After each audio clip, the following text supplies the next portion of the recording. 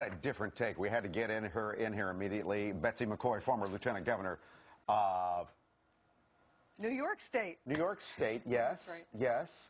I haven't seen you in a while. Great to see you. Well, thank you. You look fantastic. I've been By reading the way, the Obama health law. Look what she brought in. She brings a prop, and this is the Obama health care law. That's right. And many people do expect that parts or all of this law will be overturned this week. And if that's the case, it will be a real shot in the arm for the economy, as you pointed out, because it will create an immediate hiring boom. If the individual mandate is overturned. Which is, you were pointing out, is the front part of this book. That's right. Technically, it's called Title I. So that's the mandate portion of this section. And if it's overturned, then this little purple part, see this tab here? Yeah. The employer mandate will also likely be overturned. This provision of the law says that employers with 50 or more workers have to provide health insurance, and not just any plan, a costly government-prescribed plan.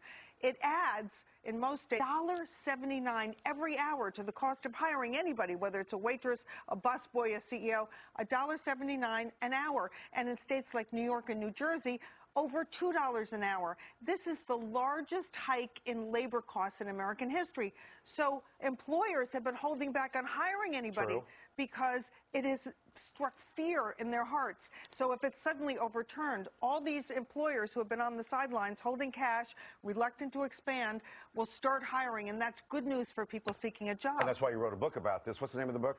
The Obama health law, what it says and how to overturn it. And how to overturn it. But if it does get overturned, it could actually, oddly, end up helping the Obama administration maybe get reelected. Yes, bad news for Obamacare could be good news for the president, because as employment improves and the economy starts pumping up, his reelection prospects look better. He may end up keeping his own job. So if that one section gets taken out, which by many experts we've had on the show and constitutional law experts have saying that it looks like the mandate's going to get struck down. That's right. I'm predicting a 6-3 ruling, gents versus the ladies. 6-3. So really, that section. But would the rest of the law stand? Would that still create this injection in the economy that you're talking about? The mandate's taken out, the rest of the law stands. Well, the rest of the law includes many things. A vast expansion of Medicaid that may also be struck down.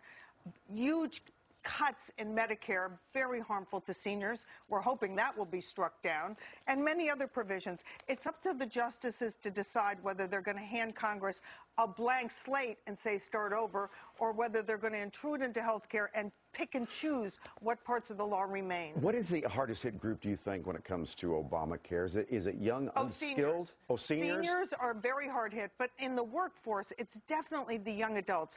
Because when you take an 18-year-old and you're supposed to pay him $8 an hour, and suddenly the government will cost you $10 an hour to hire that kid, well, he may not be worth it. He doesn't have skills yet. So young adults are the hardest hit. Unemployment among young adults is 50% higher than in the rest of the population, over 12%.